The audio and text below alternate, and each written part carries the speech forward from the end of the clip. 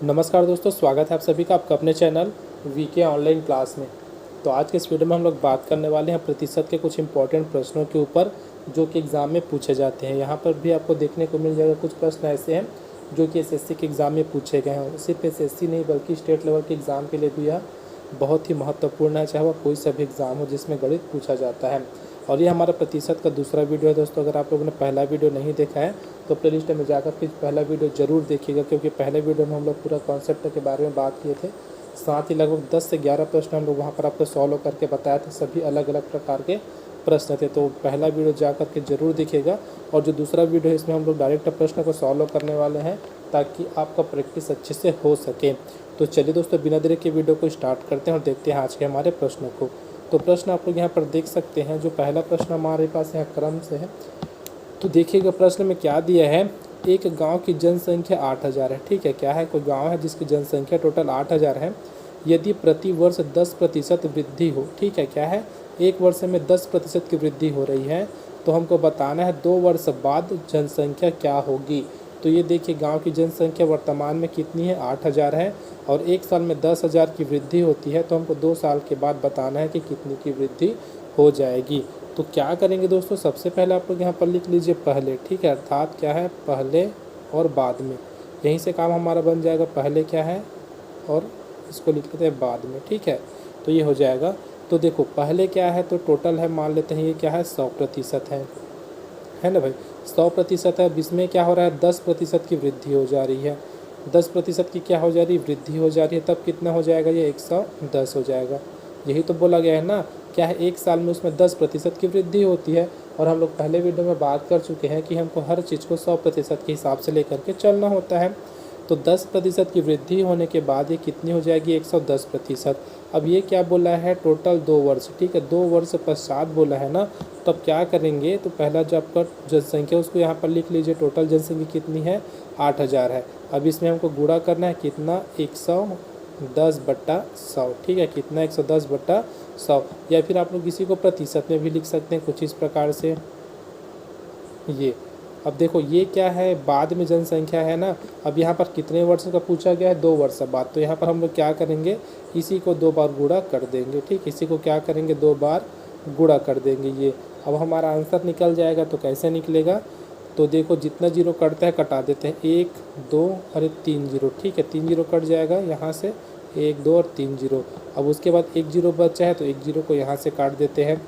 अब देख सकते हैं आप लोग क्या क्या बचा है, हमारे पास 8 बचा है, यहाँ पर बचा है 110 बचा है, और यहाँ पर बचा है 11। तो सबको आपस में हम लोग गुणा कर देते हैं। तो गुणा करेंगे तो कितना हो जाएगा, यहाँ पर देखिएगा, अगर मैं 11 का गुणा करूँगा 110 से, तो 11 का जब 0 से गुणा करेंगे तो सबसे पहले हो जाएगा 0 हो जाएगा, 11 एकम हो जाएगा 11, तो हमारे पास हासिल आ जाएगा 1 का, और 11 एकम 11 और 1 हो जाएगा 12, ठीक है, कितना हुआ, 12। अब इसका हमारे पास एक और संख्या बचा है, वो है 8। अब इन सब का आपस में गुणा कर देते हैं, फिर हमको हमारा आंसर मिल जाएगा। तो देखिएगा, अगर मैं 0 का मल्टीप्लाई करूँगा 8 से तो हो जाएगा 0, वैसे 1 का गुणा करेंगे 8 से तो ये हो जाएगा 8। 2 का गुणा करेंगे हम लोग यहाँ पर 8 से तो कितना हो जाएगा, या फिर 8 का गुणा कर दीजिए 2 से, तो 8 दूनी हो जाता है 16, और 8 एकम 8 और 1 हो जाएगा 9। तो 9680 ये क्या हो जाएगी, 2 वर्ष पश्चात उस गांव की जनसंख्या हो जाएगी। तो ये हमारा क्या हो जाएगा, आंसर हो जाएगा, ठीक है। तो इसी प्रकार से हम लोग ऐसे प्रश्नों को सॉल्व करते हैं। माना कि यहीं पर अगर आपको दिया रहता 2 वर्ष बाद बोला गया है, लेकिन प्रतिशत अलग अलग रहता है, ठीक है। जैसे कि पहले वर्ष में क्या है, 10% की वृद्धि है, दूसरे वर्ष में मान लेते हैं 20% की वृद्धि हो रही है। तो क्या करते हैं, यहाँ पर जो 110 है इसको हम लोग लिख देते हैं 120/100, फिर हमारा आंसर वहाँ पर आ जाता। तो चलिए दोस्तों, इसको स्क्रीनशॉट कर लेते हैं। और जैसा कि आप सभी को पता ही होगा, हम लोग कभी भी वीडियो बनाते हैं तो यहाँ से आपको फ्री में पीडीएफ देते हैं, और पीडीएफ जो रहेगा ना वो क्लास का ही पीडीएफ रहता है जो यहाँ पर पढ़ाया जा रहा है, और वो भी निःशुल्क है। तो इसको प्राप्त करने के लिए आप हमारे टेलीग्राम चैनल से जुड़ सकते हैं, जिसका लिंक इसी वीडियो के डिस्क्रिप्शन बॉक्स में दिया गया है। और बाकी के मैथ्स का क्लास का भी आपको पीडीएफ हमारे टेलीग्राम चैनल से मिल जाएगा। चलिए अगला प्रश्न देखते हैं। देखिएगा प्रश्न यहाँ पर प्रश्न दिया है, किसी भिन्न के अंश में 10% वृद्धि करे तथा हर में 10% कमी करे तो परिणामी भिन्न 11/15 प्राप्त होता है। मूल भिन्न ज्ञात कीजिए, ठीक है, अर्थात पहले वह भिन्न क्या थी ये हमको बताना है। तो देखो अंश का मतलब क्या होता है, जो बट्टे के ऊपर में लिखा जाता है वो अंश होता है, और जो बट्टे के नीचे में लिखा जाता है वह होता है हर। जैसे अगर मैं यहाँ पर लिखूँ तो ऊपर में क्या लिखते हैं, अंश लिखते हैं, और नीचे में लिखते हैं हर को। ठीक है, इतना तो सभी को पता है। अब ये बोला गया है अंश में 10% की वृद्धि की जाती है। तो मान लेते हैं जो अंश की संख्या है ना, मान लेते हैं जो अंश की संख्या है वो क्या है, ए है। तो ए में क्या कर रहे हैं हम लोग, 10% की वृद्धि कर रहे हैं। ठीक है, ए में क्या कर रहे हैं, तो 10% की वृद्धि कर रहे हैं। तो ये क्या हो जाएगा, 110% हो गया। ठीक है, कितना हो गया, 110% हो गया। उसी प्रकार हम लोग क्या कर रहे हैं, दूसरी संख्या मान लेते हैं, क्या है, दूसरी संख्या जो है ना वो बी है। तो बी में क्या कर रहे हैं हम लोग, 10% की कमी कर रहे हैं। तो पहले तो 100 था, लेकिन अब वो कितना हो जाएगा, 90% हो जाएगा ये। अब इसके बराबर में हमको कितना प्राप्त हो रहा है बोला गया है, तो 11/15 प्राप्त हो रहा है। तो इसको लिख देते हैं 11/15। अब यहाँ से प्रतिशत कैंसिल हो जाएगा, और एक जीरो से एक जीरो कैंसिल हो जाएगा। ठीक है, इतना हो गया। अब इसके बाद क्या करेंगे दोस्तों, यहीं पर देखिएगा ये जो 11 है ना, 11 से 11 भी यहाँ पर कैंसिल हो जाएगा। तो इधर लिख देते हैं a/b लिख देता हूँ मैं। अब उसके बाद देखिएगा क्या है, तो ऊपर में 11 है, नीचे में 9, बराबर में क्या है, 11 है, और ये हो जाएगा आपका 15। अब देखो ये जो 11 है ना, तिर्यक गुणा करेंगे तो नीचे आ जाएगा। ठीक है, तो इधर नीचे में 11 रहेगा और ऊपर में भी 11, तो दोनों आपस में ये कट जाएगा कुछ इस प्रकार से। अब इसको हम लोग क्या लिख सकते हैं, तो a/b लिख देते हैं पहले। अब देखो 9 क्या है, नीचे में है ना, तो 9 क्या हो जाएगा, तिर्यक गुणा होकर ऊपर चला जाएगा। तो बराबर के ऊपर में क्या हो जाएगा, इधर हो जाएगा 9, और यहाँ हो जाएगा 15। अब देखो दोनों संख्या कट रही है किसी संख्या से, तो 3 से। तो 3 से 3 बार में कट जाएगा, ये 3 से कट जाएगा 5 बार में। तो टोटल हमको a/b कितना मिल रहा है, तो यहाँ पर देखिएगा जो a/b मिल रहा है ना, वो मिल रहा है 3:5। अब इसी को तो हमको ज्ञात करना था, मूल भिन्न क्या था, तो 3:5 में है, या फिर इसी को आप लोग लिख सकते हैं कुछ इस प्रकार से। तो a/b बराबर क्या मिल जाएगा, 3/5। तो हमारा जो आंसर आ रहा है ना, वो कुछ इस प्रकार से हमको यहाँ पर प्राप्त हो जा रहा है। ठीक है, आशा करता हूँ आपको समझ में आ रहा होगा जो यहाँ पर आपको पढ़ाया जा रहा है। चलिए अगला प्रश्न देखते हैं। प्रश्न है, ये क्वेश्चन मोस्ट इम्पॉर्टेंट है, ऐसा क्वेश्चन बहुत ज़्यादा पूछा जाता है। ठीक है, प्रश्न को पढ़ते हैं अच्छे से, उसके बाद इसको सॉल्व करते हैं। तो प्रश्न यहाँ पर दिया है, चीनी के मूल्य में 20% की वृद्धि। ठीक है, क्या है, उसके मूल्य में 20% की वृद्धि हो जाने के कारण कोई व्यक्ति 500 रुपये में 5 किलो चीनी कम खरीदता है। ठीक है, क्या करता है, 500 रुपये में ना वो 5 किलो चीनी कम खरीदता है। तो चीनी का प्रति किलो बढ़ा हुआ भाव ज्ञात कीजिए। ठीक है, कितना है, तो अब कितना बढ़ा है ना चीनी का, ये हमको भाव ज्ञात करना है। तो इसमें आपको कुछ नहीं करना है दोस्तों, एक ही चीज़ निकालना पड़ेगा, फिर हमारा आंसर आ जाएगा। ठीक है, क्या करेंगे, तो सबसे पहले जो आपका टोटल अमाउंट है ना उसको लिख लीजिए, कितना है, 500 के बारे में बोला गया। तो 500 का हमको निकाल लेना है 20%। 20%। ठीक है, और मैं आपको 20% को कैसे लिखना है ये भी बताया था, तो डायरेक्ट मैं यहाँ पर लिखता हूँ। तो ये हो जाएगा आपका 500, और 20% को मैं लिख सकता हूँ 1/5 के रूप में। ठीक है, तो कटाएंगे तो कितना हो जाएगा, तो ये हमको टोटल यहाँ पर मिलेगा 100। ठीक है, कितना मिलेगा, 100 रुपये मिलेगा। यहाँ पर रुपए की बात की जा रही है, 500 रुपये था तो कितना मिला, तो 100 रुपये। अब यहीं पर थोड़ा सा बात कर लेते हैं, क्या बात कर लेते हैं, तो यहाँ पर देखिएगा तब हो जाएगा टोटल हमारे पास कितना मिला है, कितना रुपए मिल रहा है, 100 रुपये। तो लिख लेते हैं, ये हो जाएगा 100 रुपये। अब इस यहाँ पर देखिएगा कितना किलो कम चीनी प्राप्त हो रहा है, तो 5 किलो कम चीनी प्राप्त हो रहा है। तो 5 से आप इसको डिवाइड कर दीजिए, आपको आपका आंसर मिल जाएगा। तो कितने बार में कट जाएगा, 20 बार में कटेगा। 5 एकम 5 और 5 को मल्टीप्लाई करते 20 से तो हो जाता है 100। तो 20 रुपये किलो या फिर प्रति किलो लिखते हैं। ठीक है, 20 रुपये प्रति किलो लिख देते हैं। तो इतने की क्या हो रही है, वहाँ पर वृद्धि हुई है। ठीक है, इतने की क्या हुई है, वहाँ पर वृद्धि हुई है, तभी वह 500 रुपये में 5 किलो कम चीनी खरीद पा रहा है। ठीक है, ये हमारा हो जाएगा आंसर हो जाएगा। चलिए बढ़ते हैं अगले प्रश्न की ओर। प्रश्न क्या है देखते हैं। प्रश्न में दिया है, देखिएगा क्या बोला गया है, एक संख्या में 42% और 28% के बीच 210 का अंतर है। ठीक है, क्या बोला गया है, कोई संख्या है ना जिसमें 42% और 28% के बीच में 210 का अंतर है, तो इस संख्या का 59% हमको बताना है कितना होगा। अगर 100% बोला जाता तो बहुत ईजी था, लेकिन हमको यहाँ पर क्या बताना है, 59% बताना है उस संख्या का कि कितना होगा। तो कितना होगा दोस्तों, चलिए बताते हैं। तो कैसे करेंगे, सबसे पहले ना हम इसका अंतर निकाल लेते हैं। ठीक है, क्या करेंगे, अंतर हमको दिया है इसलिए हम लोग यहाँ पर क्या निकाल लेते हैं, अंतर यहाँ पर निकाल लेते हैं।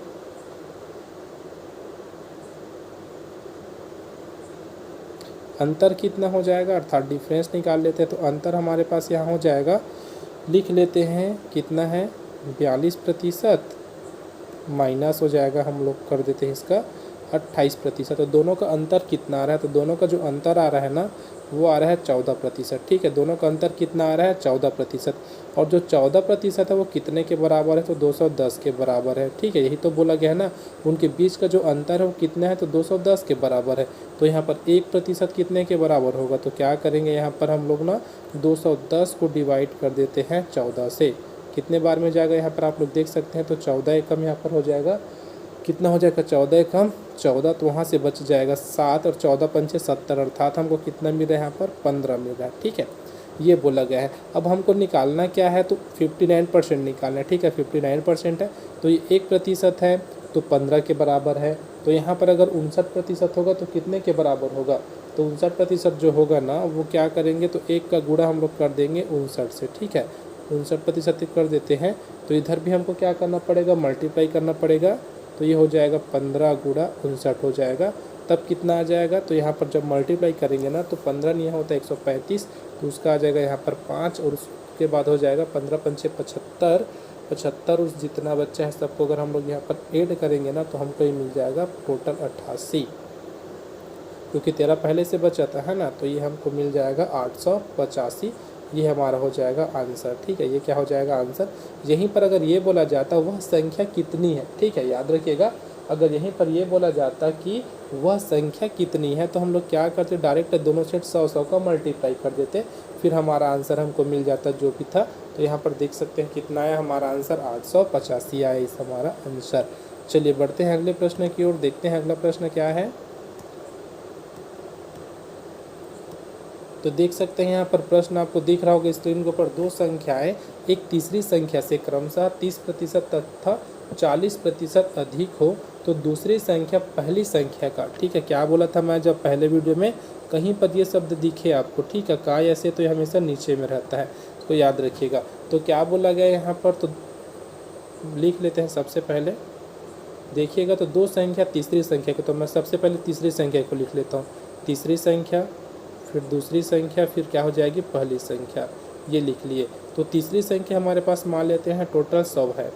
अब देखो ये बोला गया है दो संख्या क्रमशः, तो ये जो पहली संख्या है और ये क्या है दूसरी संख्या है, तो 100 में क्या है अधिक है तो ये सब जोड़ना पड़ेगा, तो ये हो जाएगा आपका 140 और ये हो जाएगा आपका 130, ठीक है इतना हो गया 140 और 130 हो गया। अब देखो तो दूसरी संख्या पहली संख्या का, तो दूसरी संख्या हमारे पास क्या है 140 है, तो दूसरी संख्या 140 किसका, तो 130 का, अर्थात पहली संख्या का। अब यहाँ पर मल्टीप्लाई कर दीजिए 100 से, ठीक है क्या कर देंगे मल्टीप्लाई कर देंगे 100% से, तो हमको हमारा आंसर यहाँ पर मिल जाएगा, दोनों कैंसिल हो जाएगा। अब उसके बाद क्या करेंगे, अगर मैं 100 का गुणा करूँ 100 का गुणा करूँगा मैं 14 से, तो टोटल मेरे को क्या मिलेगा यहाँ पर 1400% यही मिलेगा। अब डिवाइड कर देंगे इसको 13 से, जब 13 से डिवाइड करेंगे ना तो ये हमको मिलेगा 107.69%। आप लोग इसको डिवाइड करके आराम से देखिएगा, क्योंकि देखो 100 से तो पहले चला जाएगा क्योंकि ये 13 है और ऊपर में 14 है, तो एक बार तो आराम से डिवाइड हो जा रहा है, फिर आप लोग इसको डिवाइड करिएगा, तो ये हमारा हो जाएगा टोटल आंसर। ठीक है क्या हो जाएगा आंसर हो जाएगा, कितना आया है तो 107.69%, ये लिख देते हैं हमारा आंसर। तो इसी प्रकार से आप लोग बना सकते हैं। माना कि अगर यहीं पर ये दिया रहता पहली संख्या क्या है दूसरी संख्या का कितना प्रतिशत है, ठीक है, तब क्या करते हैं ये जो 140 है उसको हम लोग लिखते हैं नीचे में और जो 130 है उसको लिखते हैं ऊपर में। तो सिर्फ संख्या में आपको ये चेक करना है कि किसका पूछा गया, ठीक अर्थात किसके सापेक्ष पूछा गया ना, ये आपको चेक करना रहता है। चलिए इसको स्क्रीनशॉट कर लेते हैं और बढ़ते हैं हमारे अगले प्रश्न की ओर। अगला प्रश्न देख सकते हैं एसएससी परीक्षा 2010 में पूछा गया प्रश्न है, यहाँ पर आपको देखने को मिल जाएगा 2010 में पूछा गया ये प्रश्न है।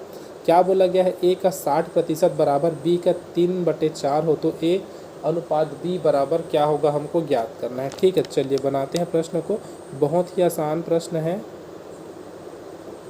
तो क्या करेंगे, सबसे पहले ए का 60%, ठीक है, ए का 60% मतलब ए गुणा 6/10, ठीक है। अब मैं नहीं लिखूँगा 60/100 नहीं लिखूँगा, डायरेक्ट लिख रहा हूँ 6/10। अगर आप लोग इसको कटा कर लिखेंगे ना तो ये आपको मिलेगा 3/5 भी मिल जाएगा यहाँ से। अब बराबर में क्या है, बी का 3/4, तो बी का मतलब बी गुणा 3/4 ये बोला गया है ना।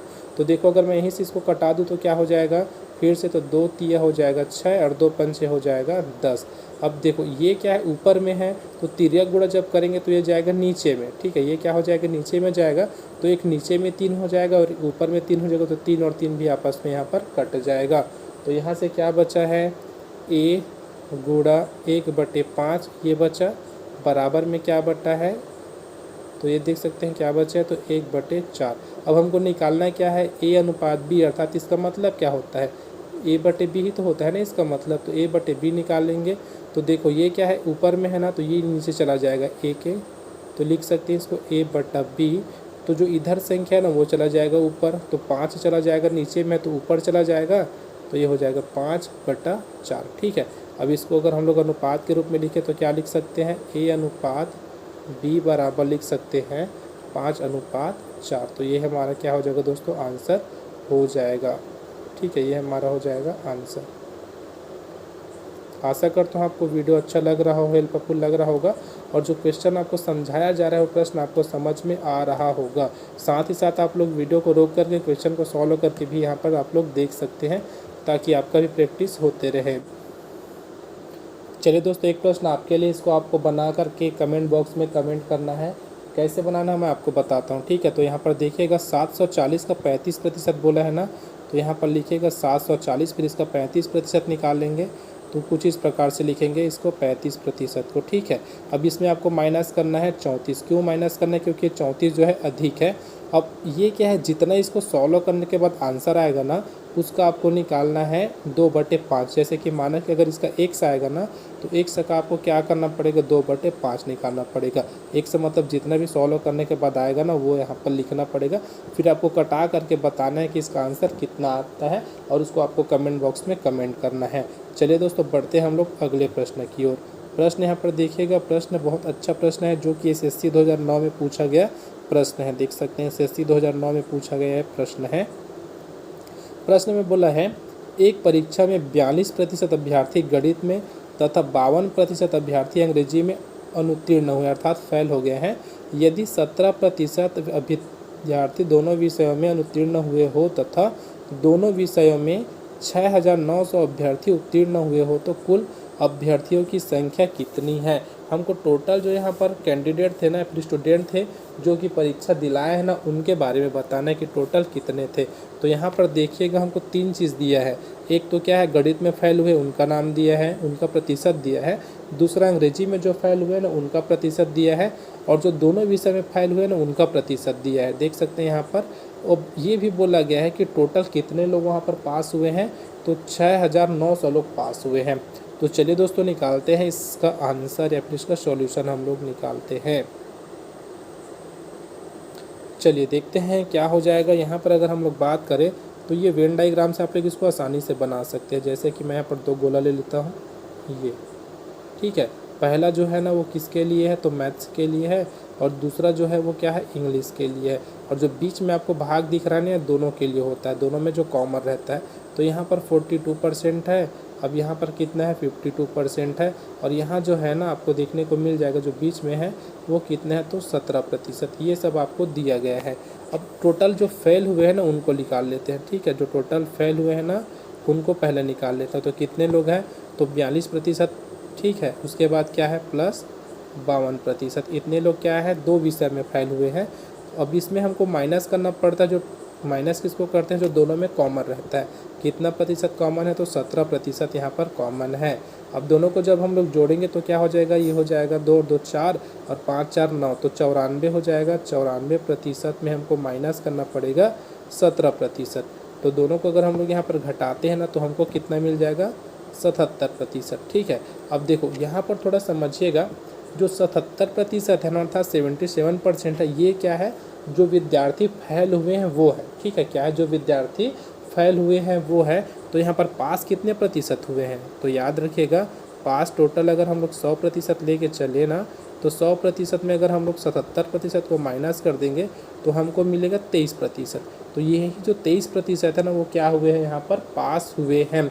अब जो 23% है तो उनकी जनसंख्या हमको पहले से दे दी गई है, वो कितनी है, तो 6900। इतने कैंडिडेट क्या हुए हैं, पास हुए हैं। तो 23% कितने के बराबर है, तो जो 23% है ना, वो बराबर है आपके 6900 के। ठीक है, 6900 के बराबर है। तो 1% कितने के बराबर होंगे, तो 1% को कितने के बराबर होंगे, तो 6900 को हम लोग क्या करेंगे, 23 से डिवाइड कर देते हैं। तो कितना आ जाएगा, 23 दिया हो जाता है यहाँ पर 69, और ये हो जाएगा टोटल 300। ठीक है, अर्थात 1% कितने के बराबर है, 300 के बराबर है। तो 100% कितने के बराबर होगा, एकदम आसानी से समझा रहा हूँ दोस्तों, बहुत अच्छे से आप लोग समझ सकते हैं। 100% कितने के बराबर होगा, जब इधर मैं 100 का गुणा किया हूँ तो 300 के साइड भी मेरे को 100 का गुणा करना पड़ेगा। तो 300 में जब हम लोग 100 का गुणा करेंगे ना, तो वो हमारे पास हो जाएगा 30,000। ठीक है, वो कितना हो जाएगा, 30,000। यही हमारा क्या निकलेगा, आंसर निकलेगा। अर्थात वहाँ पर कितने अभ्यर्थी थे, तो टोटल 3000 अभ्यर्थी थे वहाँ एग्ज़ाम दिलाने वाले, जिसमें से लगभग 6900 पास हुए हैं और बाकी के जो है ना वो फेल हुए हैं। चलिए एक बार और सरसरी तौर पे आपको बता देता हूँ कि कैसे है। तो आपको क्या करना है, जो अलग अलग फेल हुए ना उनकी हमको काउंटिंग करनी है। तो एक में 42% था, दूसरे में 52% था, दोनों में फेल होने वालों की संख्या थी 17%। और पिछले वीडियो में भी बताया था कि जो दोनों में कॉमन रहता है ना, हमको उसको वहाँ पर माइनस करना रहता है। तो 42 और 52 को जोड़ने के बाद 17 माइनस किए तो हमको कितना मिला है, 77%। ये तो टोटल फेल हुए हैं। तो यहाँ पर पास कितने हुए हैं, तो 23% पास हुए हैं, देख सकते हैं 23% पास हुए हैं। और जो 23% पास हुए हैं ना, उनकी जो जनसंख्या है वह कितनी है, तो 6900। ठीक है, कितनी है, 6900 है। तो क्या करेंगे, इसके इस अकॉर्डिंग हम लोग यहाँ पर इसका कैलकुलेशन किए तो हमको कितना मिला, टोटल 30,000 मिला है। तो चलिए बढ़ते हैं अगले प्रश्न की ओर, इसको कर लेते हैं स्क्रीनशॉट। और ये हो सकेगा आज का हमारा अंतिम प्रश्न है। ठीक है दोस्तों, अंतिम प्रश्न है आज का हमारा। और एक वीडियो इसके लिए हम लोग और लाएंगे प्रतिशत का, जिसमें और बहुत सारे प्रश्न हम लोग कवर करने वाले हैं। लगभग 15 प्रश्न वहाँ पर कवर करेंगे। और 15 जो प्रश्न रहेंगे, लगभग आपको सभी अलग अलग प्रकार के प्रश्न देखने को वहाँ पर मिलेंगे। तो उस वीडियो को ज़रूर देखिएगा। और ये वीडियो आपको अच्छा लग रहा हो तो वीडियो को ज़रूर लाइक कीजिएगा। चलिए अंतिम प्रश्न देखते हैं क्या है। किसी विद्यालय में लड़के तथा लड़कियाँ, देख सकते हैं क्या दिया, उनका अनुपात हमको यहाँ पर दिया गया है। अनुपात में क्या है, तो 3:2 है। ठीक है, ये दिया गया है। यदि 20% लड़के तथा 30% लड़कियां छात्रवृत्ति लेते हैं, ठीक, अर्थात स्कॉलरशिप लेने वाले हैं, तो छात्रवृत्ति न लेने वाले विद्यार्थियों का प्रतिशत कितना है। ठीक है, तो हमको बताना है कि लड़के और लड़के दोनों को मिला करके बताना है कि कितने प्रतिशत विद्यार्थी हैं जो स्कॉलरशिप नहीं लेते। तो चलिए दोस्तों बनाते हैं प्रश्न को। तो देखिएगा प्रश्न कैसे रहेगा। तो सबसे पहले इधर मैं लिख लेता हूँ एक साइड लड़का। ठीक है, क्या कर लेते हैं, लड़का लिख लेते हैं। दूसरा साइड लिख लेते हैं लड़की, क्योंकि इन्हीं दोनों के बारे में बात की जा रही है यहाँ पर, लड़का और लड़की। तो लड़का की बात करें तो अगर हम लोग अनुपात के देखें ना, तो 3:2 में इसको बांट दिया गया है। ठीक है, इतना 3:2 में इसको क्या किया गया है, बांट दिया गया है। अब यहाँ पर ये देखिएगा, तो 20% क्या करते हैं, लड़के स्कॉलरशिप लेते हैं। तो कितने प्रतिशत स्कॉलरशिप नहीं ले रहे हैं, 80% नहीं ले रहे हैं स्कॉलरशिप। वैसे अगर हम लोग बात करें तो 30% लड़कियाँ स्कॉलरशिप लेती है। तो कितने प्रतिशत लड़कियाँ स्कॉलरशिप नहीं ले रही हैं, तो 70%। ठीक है, इतने प्रतिशत लड़कियाँ क्या स्कॉलरशिप नहीं ले रही हैं। तो देखिएगा अब हमको निकालना क्या है, जो छात्रवृत्ति न लेते हो। ठीक है, छात्रवृत्ति न लेते हो तो क्या करना है, इन दोनों का हमारे पास काम रहेगा, वैसे इन दोनों का भी हमारे पास यहाँ पर काम रहेगा। तो क्या करेंगे, 3 का 80%, क्या है, 3 का 80%, ये निकालना पड़ेगा। तो कितना हो जाएगा, 3 का 80% मतलब 3 गुणा 8/10, कुछ इस प्रकार से हो जाएगा। तो 8 ये हो जाएगा 24, और 24 को जब हम लोग 10 से डिवाइड करेंगे तो हमको मिलेगा 2.4। वैसे इसका भी निकाल लेते हैं। क्या करेंगे, 2 का 70%, किसका, 2 का 70% निकाल लेते हैं। 2 का 70% निकालेंगे तो क्या हो जाएगा, 2 गुणा 7/10 हो जाएगा। तो कितना हो जाएगा, 7 दूनी 14 मतलब 1.4। ठीक है, 14 को जब 10 से आप लोग डिवाइड करेंगे ना, तो 1.4 आएगा। अब यहाँ पर थोड़ा सा कैलकुलेशन अब करते हैं, क्या हो जाएगा। तो छात्रवृत्ति नहीं लेने वाले, ठीक है, यहाँ पर लिख लेते हैं, छात्रवृत्ति नहीं लेने वाले, ठीक है, यहाँ पर आप लोग अच्छे से लिख लीजिएगा, छात्रवृत्ति नहीं लेने वाले विद्यार्थी लिख लीजिएगा। तो कितने हैं, तो क्या करेंगे, इन दोनों को आपस में जोड़ देंगे, ठीक है। इन दोनों को आपस में जब जोड़ेंगे ना तो कितना हो जाएगा, ये 3.8 हो जाएगा। तो क्या लिख देते हैं, बराबर में, इसके बराबर में लिख लीजिएगा 3.8। अब टोटल इसका रेशियो जो है ना उसको भी आपको ऐड करना पड़ेगा। जब इसको आप लोग ऐड किए हैं तो रेशियो को जब हम लोग ऐड करेंगे 3 और 2 कितना हो जाएगा, 5 हो जाएगा। ये हुआ। अब मल्टीप्लाई कर दीजिए इसको 100% से, फिर हमारा आंसर यहाँ पर हमको मिल जाएगा। तो यहाँ पर देखिएगा दशमलव है, दशमलव को जब हटाएंगे ना तो नीचे में 1 जीरो लग जाएगा, क्योंकि दशमलव के बाद 1 जीरो है तो टोटल ये हो जाएगा हमारे पास 50 हो जाएगा। तो मैं यहीं पर इसको सॉल्व कर देता हूँ। तो ये हो जाएगा 38, नीचे में हो जाएगा 50 है तो 50 का मैं लिख देता हूँ सिर्फ 5, या फिर आप लोग डायरेक्ट इसको कटा सकते हैं। जब ये 50 हो जाएगा तो ये कितने बार में कटेगा, 2 बार में कटेगा, ठीक है, 2 बार में कटेगा तो ये हो जाएगा 2%, क्योंकि ये 100 है और नीचे में हो जाता है आपका 50। तो 38 का गुणा जब हम लोग 2 से करेंगे ना तो हमको कितना मिलेगा, 76 मिल जाएगा, ठीक है। कितना मिलेगा, 76% हमको मिल जाएगा। अर्थात यहाँ पर जो 76% विद्यार्थी है ना उनको स्कॉलरशिप प्राप्त नहीं होता, ठीक है, उनको क्या है, स्कॉलरशिप प्राप्त नहीं होता। तो 76 जो है हमारा आंसर आ जाएगा। तो इस प्रकार दोस्तों आज की वीडियो में बस इतना ही। वीडियो आपको थोड़ा सा भी हेल्पफुल लगा हो तो वीडियो को ज़रूर लाइक कीजिएगा, अपने दोस्तों में ज़रूर शेयर कीजिएगा, क्योंकि आपके सपोर्ट की बहुत ही ज़्यादा ज़रूरत है। तो हमारे साथ ज़रूर दीजिएगा दोस्तों वीडियो को आगे बढ़ाने में, चैनल को आगे बढ़ाने में। तो मिलते हैं अगले वीडियो में, तब तक के लिए जय हिंद।